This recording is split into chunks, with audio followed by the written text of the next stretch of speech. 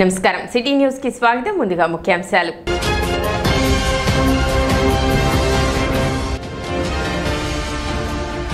తెనాలిలో పోలీసుల థర్డ్ డిగ్రీలో గాయపడిన యువకుల కుటుంబ సభ్యులను పరామర్శించిన వైఎస్ జగన్మోహన్ రెడ్డి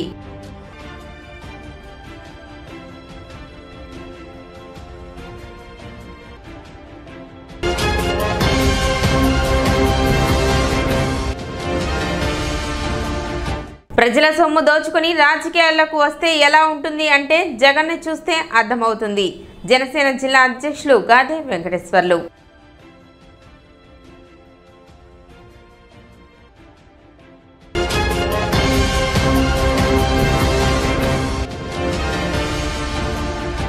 వైఎస్ జగన్ తెనాలి పర్యటనను వ్యతిరేకిస్తూ కాన్వాయ్ని అడ్డుకున్న పలు దళిత సంఘాలు.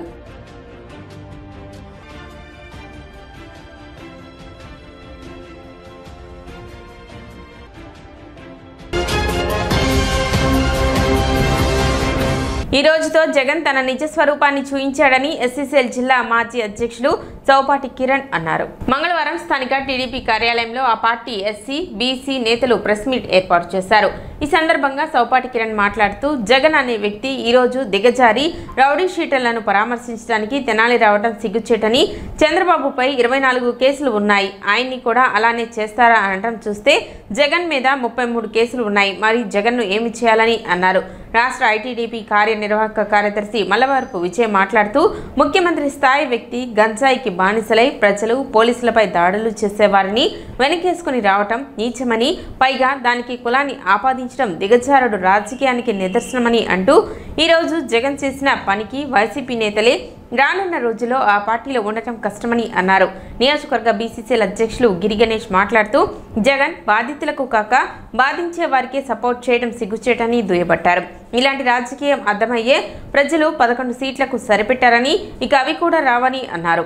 ప్రజల పాలిట యమపాశాలుగా ఉన్నటువంటి రౌడీ షీటర్లు బహిరంగంగా ఆడ మగ తేడా లేకుండా ఎట్లా పడితే అట్లా నీచంగా ప్రవర్తించేటువంటి రౌడీ షీటర్లని పోలీసులు నడి రోడ్డు మీద బుద్ధి చెప్తే వచ్చిన తప్పేంటి? అలా నడి రోడ్డు మీద బుద్ధి చెప్తే ఈసారి సిగ్గొచ్చైనా కానీ వీళ్ళని చూసి ఇంకొకళ్ళైనా కానీ ఇట్లాంటి నీచ కార్యాలు చేయరు అన్న పద్ధతిలో ఈనాడు పోలీస్ శాఖ చట్టం తన పని తాను చేసుకొని వెళ్ళింది. నీ హయాంలో పోలీసుల చేతే డాక్టర్ సుధాకర్ని నడి రోడ్డు మీద పరువు తీయించావు, నీ హయాంలో అదే పోలీసుల చేత మాస్క్ పెట్టుకోలేదని చెప్పి కిరణ్ని చంపించేసావు. అప్పుడు ఈ పోలీస్ వ్యవస్థ మంచిది, అప్పుడు ఈ పోలీస్ వ్యవస్థ చాలా చక్కగా బుద్ధివంతంగా నడిచింది. ఇప్పుడేమో కూటమి ప్రభుత్వంలో కూటమి ప్రమేయం లేకుండానే పోలీసులు తమ చట్ట పరిధిలో తమ కార్యాన్ని వాళ్ళు చేసుకుంటూ వెళ్తుంటే మళ్ళీ దాన్ని తీసుకొచ్చి కూటమికి రుద్ది, చంద్రబాబు గారికి రుద్ది నువ్వేదో రాజకీయ పాపం గడపాలనుకుంటున్నావు. నీచమైనటువంటి రాజకీయాలకు నిదర్శనం ఈరోజు జగన్మోహన్ రెడ్డి మాట్లాడినటువంటి మాటలు. నీ మీద 33 కేసులు ఉన్నాయి, మరి నిన్ను ఎక్కడ పట్టుకొని కొట్టాలి? నీ మీద ఉన్న 33 కేసులను బట్టి నిన్ను ఏ పోలీసు ఆయన కొట్టాలి? నిన్ను కొట్టడానికి మరి ఏ ముఖ్యమంత్రి ఆర్డర్ ఇవ్వాలి? కార్యక్రమంలో పట్టణ ఎస్సీసీఎల్ అధ్యక్షులు అత్తోట శరత్, మండల పట్టణ ఎస్సీసీఎల్ అధ్యక్షులు అత్తోట శరత్, మండల ఎస్సీసీఎల్ అధ్యక్షులు కోపల్లి శ్రీను, ఫణిదపు దుర్గా, డేవిడ్, రవీంద్ర, కొమ్మూరి వెంకటేశ్వర్లు, గోపి, రాజేంద్ర ప్రసాద్, కిరణ్, అశోక్, సురేష్ తదితరులు పాల్గొన్నారు. ఇప్పటివరకు మన రాజకీయ నాయకులు బాధించిన వాళ్ళ దగ్గరికి వెళ్ళి పరామర్శించారు తప్పితే బాధ పెట్టిన వాళ్ళకు భరోసా ఇచ్చే విధంగా ప్రవర్తించాడు వాళ్ళు జగన్మోహన్ రెడ్డి. ఇవాళ ఈయనొచ్చి పలకరించినటువంటి 3 వ్యక్తులు కూడా ఒక్కొక్కరి మీద 10 కేసులు ఉండి, అది ఏ కేసులు? మర్డర్ కేసులు, గంజాయి కేసులు, దుమ్మి కేసులు, చైన్ స్నాకింగ్ కేసులు, అలాగే మరి కిడ్నాప్ కేసులు. ఇటువంటి కేసులు ఉన్నటువంటి వ్యక్తుల్ని పరామర్శించడానికి వచ్చావంటే నీకు అసలు సిగ్గుందా అని అడుగుతున్నాను నేను. ఈరోజు ఎవరైనా సరే ఒక నాయకుడైన వ్యక్తి ఎవరైతే బాధపడ్డారో వాళ్ళ దగ్గరికి వెళ్ళి పరామర్శించి ఓదార్చినటువంటి పరిస్థితుల్లో వాళ్ళ 3 ఒక కానిస్టేబుల్ని, విధుల్లో ఉన్నటువంటి కానిస్టేబుల్ని నడి రోడ్డు మీద ఆపి ఆ కానిస్టేబుల్ని గాయపరిచి, చిరంజీవి వ్యక్తిని గాయపరిచి దూషించి ఆ వ్యక్తి పరిగెత్తి పోలీస్ స్టేషన్కి ఏ వ్యక్తి 1 టౌన్లో పోలీస్ స్టేషన్ 1 టౌన్లో పనిచేస్తుంటే వ్యక్తి 2 టౌన్లో నివాసం ఉంటా తను బెదిరిస్తే అదే 2 టౌన్కి వెళ్ళి కేసు పెట్టాల్సిన పరిస్థితి వచ్చింది అంటే ఏ విధంగా ఉందో ఆలోచించాలి. అటువంటి వ్యక్తులు నువ్వు పలకరించడానికి వచ్చావు. గత కొన్ని రోజులుగా ఐతానగర్లో జరిగిన ఒక ఇన్సిడెంట్ని దాన్ని బేస్ చేసుకుని ఈరోజు జగన్మోహన్ రెడ్డి గారు వాళ్ళని పరామర్శించడానికి రావడం జరిగింది. మరి జగన్మోహన్ రెడ్డి గారి ప్రభుత్వంలో ఎంతోమంది దళితులు ఈ రాష్ట్రంలో హత్యగావించబడ్డారు. మరి ఆ కుటుంబాలందరినీ ఇదే విధంగా పరామర్శించాలని జగన్ గారిని అడుగుతున్నాం. కరోనా సమయంలో డాక్టర్ సుధాకర్ గారిని మాస్క్ అడిగిన పాపానికి అతను చంపింది నిజం కాదని అడుగుతున్నాం. అదేవిధంగా చీరాల్లో జరిగిన కిరణ్ హత్య, మరి ఆ రోజు కూడా పోలీస్ డిపార్ట్మెంట్ వారు కిరణ్ అకాలంగా కొడితే సరిపోయింది ఈ గవర్నమెంట్లో. మరి ఆ రోజు ఆ కుటుంబాన్ని పరామర్శించాలని అడుగుతున్నాం. తెనాలి నియోజకవర్గంలో నెలకొన్న పరిస్థితులపై కాంగ్రెస్ పార్టీ నేతలు స్పందించారు. మంగళవారం మారిస్పేట కాంగ్రెస్ పార్టీ కార్యాలయంలో ఏర్పాటు చేసిన సమావేశంలో వారు మాట్లాడారు. రాజకీయ లబ్ధి కోసం ప్రశాంత వాతావరణంలో విద్వేషాలు రెచ్చగొట్టే విధంగా ఎవరు వ్యవహరించరాదన్నారు. Tenali town president Ponnuru Nagasuri Sasidhararao, Tenali town ఉపాధ్యక్షుడు గుర్రపు ద్వారకా శ్రీనివాస్, తెనాలి మండల ప్రెసిడెంట్ కల్లపూడి బుల్లయ్య, శివకుమార్, రమేష్, స్టీవెన్ బాబు, రాయప్ప, కోటేశ్వరరావు, కార్తీక్, రాజశేఖర్, సుబ్బారావు, శ్రీను తదితరులు ఈ కార్యక్రమంలో పాల్గొన్నారు. తెనాలి ప్రాంతం ఒక రకంగా చెప్పాలంటే తెనాలి డివిజన్ మొత్తం, తెనాలి నియోజకవర్గంగా తెనాలి డివిజన్ మొత్తం వెనకడి నుంచి వ్యవసాయము వ్యాపారాలు చేసుకుంటూ ప్రశాంతంగా ఉండేటువంటి ప్రాంతం. ఫ్యాక్షనిజం లేదు. రెండోది అన్ని కులాలు మతాలు కూడా ఒకళ్ళ మీద వ్యతిరేకం కాకుండా కలిసిమెలిసి నడుస్తున్నటువంటి ప్రాంతం. మా జాతీయ కాంగ్రెస్ పార్టీ కూడా సిద్ధాంతం అన్ని కులాలు మతాలు కలిసిగా ఉండాలని పౌరులందరూ, అలాగే దాన్ని ప్రోత్సహించే జాతీయ పార్టీలో నంబర్ 1 మాది కాంగ్రెస్ పార్టీ. అన్ని కులాలు వర్గాలు మతాలు సమాన భావంతో ఉండాలి, అందరికీ సమాన అవకాశాలు ఇచ్చేది కూడా ఒక ముద్ర లేకుండా ఉండదు జాతీయ కాంగ్రెస్ పార్టీ. ఇవాళ మేము అధికారం లేకపోయినా కానీ 10 సంవత్సరాల నుంచి. తర్వాత ఇక్కడ ఈ ఐతానగర్లో ఇన్సిడెంట్ జరగటం, వాళ్ళని కొన్ని నేరస్తులు గంజాయి ముఠాని మిగతా రావటం, వాళ్ళని కొంతమంది ఇప్పుడు పోలీస్ ఆఫీసులో బయట కొడటం, ఇవన్నీ 40 రోజుల నాడు జరిగినటువంటి కుడి ఎడంగా 35 రోజులు 40 రోజుల నాడు జరిగింది. అన్ని రాజకీయ పార్టీలకి తెలుసు. ముఖ్యంగా ఆ ప్రాంతం నుండి ప్రస్తుతం మాజీ ఎమ్మెల్యేలకు కానీ ప్రస్తుతం ఎమ్మెల్యేలకు కానీ ప్రస్తుత ఎమ్మెల్సీలకు కానీ మాకు కూడా కొంత తక్కువ, కాబట్టి ఇక్కడ మేము అధికారం లేవు కాబట్టి మాకంటే ఎక్కువ వాళ్ళకి అన్నీ తెలుసు. ముందు ఈ 5-6 రోజుల నుంచే ఎక్కువ జరుగుతూ ఉండే ఈ వాతావరణం అంతా వేడెక్కడం కారణం. రెండోది ఏంటంటే ఎందుకు వేడెక్కుతుంది అనే దాని మీద కొంచెం మేము చెప్పేది ఏంటంటే, మేము రెవెన్యూ పోలీస్ ఆఫీసర్లు పెద్దలైతే రాజ్యాంగం మీద ప్రమాణం చేసి అందరికీ సమాన న్యాయం చేస్తాము. అక్కడ పార్టీలు ఉండవు, గుర్తుపెట్టుకుంటే ఎవరైనా ఐఏఎస్ ఆఫీసర్లు అక్కడ పైన వాళ్ళు ప్యారేడ్ నుంచి బయటికి వచ్చేటప్పుడు బయటకు వాళ్ళు పాస్ అయ్యి వచ్చేటప్పుడు ప్రమాణం చేసి వస్తారు, అందరికి న్యాయం చేస్తామని. ఆ న్యాయం చేసేటప్పుడు అందరు పౌరులు ఒకటే, ఏ పార్టీ అయినా ఒకటే, వాళ్ళకి ఏ కులమైనా మతమైన పార్టీ అయినా ఒకటే. వాళ్ళు రాజ్యాంగం ప్రకారంగా నడుచుకోవాలి. దురదృష్టవశాత్తు అది జాతీయ పార్టీలు కాంగ్రెస్ పార్టీ అధికారం ఉన్నప్పుడు చాలా వరకు నడిచేది.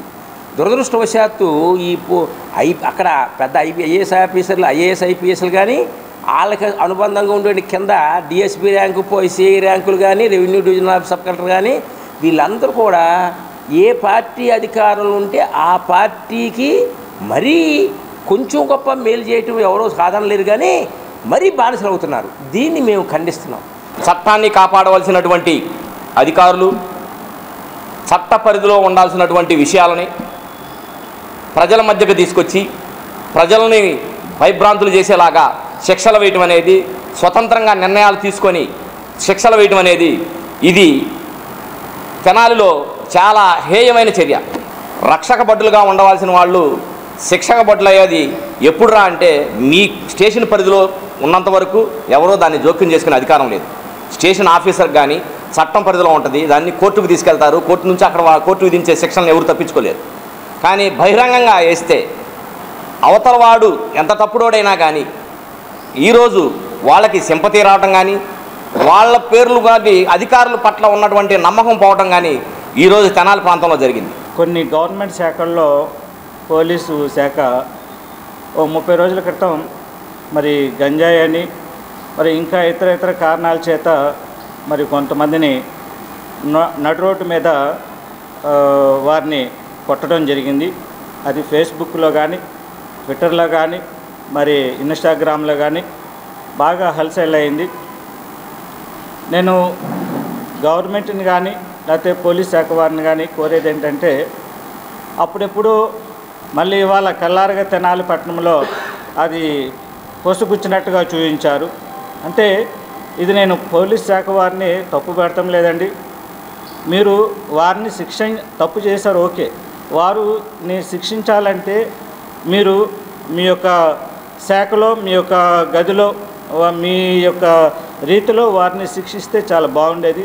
యోగా దినోత్సవం సందర్భంగా ఈ రోజు నుండి 18వ తేదీ వరకు శిక్షకులతో వార్డులోని సామాజిక భవనాలు, ప్రైవేటు కళ్యాణ మండపాలు, ఆలయాల ప్రాంగణంలో శిక్షణా కార్యక్రమం నిర్వహిస్తున్నట్లు మున్సిపల్ కమిషనర్ బండి శేషన్న పేర్కొన్నారు. ఐతానగర్లోని తులసీదాస్ కమ్యూనిటీ హాల్లో, కొత్తపేటలోని రామకృష్ణ కవి కళాక్షేత్రంలో, చిన్నావూరులోని కమ్యూనిటీ హాల్లో, బోస్ రోడ్లోని నూకల రామకోటేశ్వరరావు కళ్యాణ మండపంలో, మార్చిపేటలోని డాక్టర్ పావులూరి కృష్ణ చౌదరి కన్వెన్షన్ హాల్లో, 30వ వార్డులోని కమ్యూనిటీ హాల్లో, గంగానమ్మపేటలోని శివాలయం వద్ద, బురిపాలెం రోడ్లోని ప్రియదర్శిని స్కూల్లో ఇవి జరుగుతాయని చెప్పారు. ఆయా ప్రాంతాల్లోని ప్రజలందరూ వీటిని ఉపయోగించుకోవాలని సూచించారు.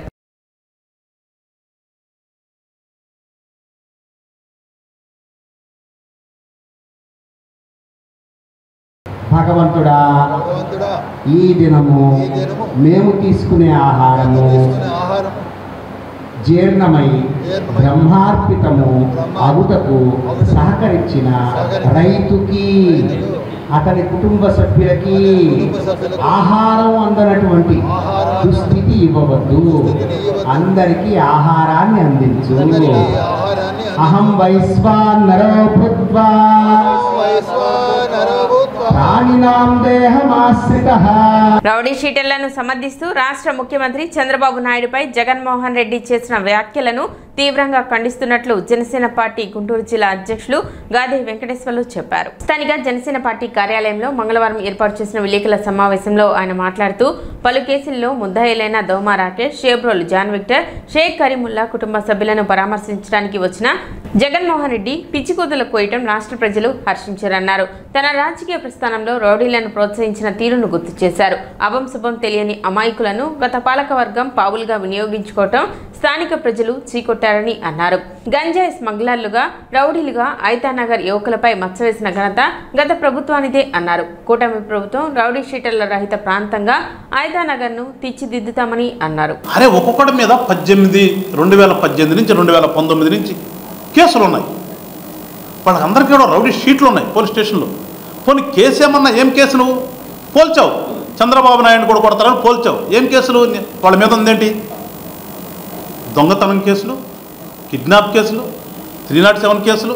పోనీ ఏమన్నా పరిమితం తెనాల వరకు పరిమితమైన ఏమన్నా తెనాల్లో ఉన్నాయి, ఒంగోలులో ఉన్నాయి, తాడేపల్లిలో ఉన్నాయి.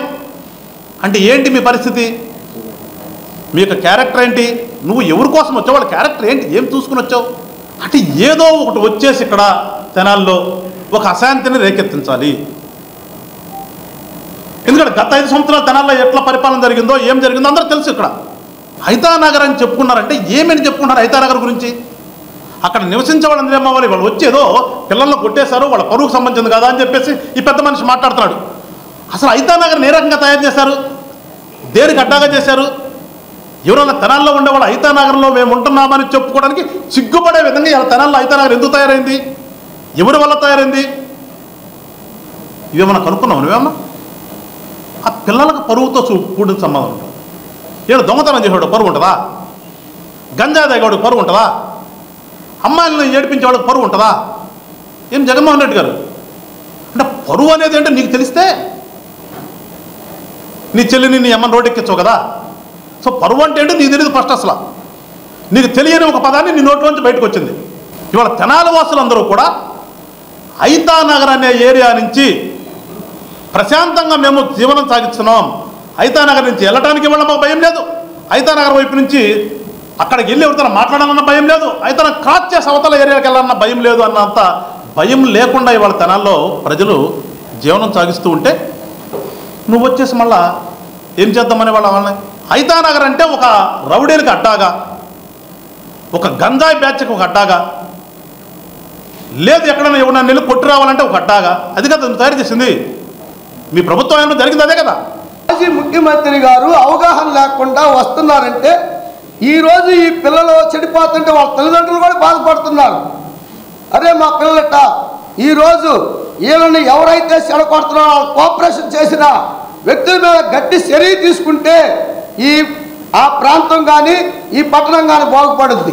వాళ్ళంతా అమాయక ప్రజలు, వాళ్ళు అమాయకుల్ని వాళ్ళ స్వార్థ పరులు, స్వార్థ కోసం కనీసం వార్డు కౌన్సిలర్ కూడా గెలవలేని వ్యక్తులు ఆ సెంటిమెంట్ మీద వస్తారన్నమాట. వీళ్ళు ఆ సెంటిమెంట్ మీద వచ్చే నిలవ ఎప్పుడు కూడా సెంటిమెంట్ మీద వచ్చే వ్యక్తులు వీళ్ళు ఇటువంటి వ్యక్తులు లేకపోతే వాళ్ళు ఏం చేయలేరు. అందుకని ఆ ముందు వీళ్ళకంటే కూడా వాళ్ళని ఎవడైతే ప్రోత్సహిస్తున్నాడో వాళ్ళ మీద గట్టి చర్య తీసుకొని అప్పుడు ఈ రౌడీయిజం లేకుండా పోయిందని చెప్పి నేను మరి ముఖ్యంగా ఈ ప్రింట్ మీడియా, ఎలక్ట్రికల్ మీడియా వరకు మీకు తెలియజేసుకుంటున్నా. తెనాలి పట్టణానికి ఒక అలీబాబా గారు ప్రవేశించారు.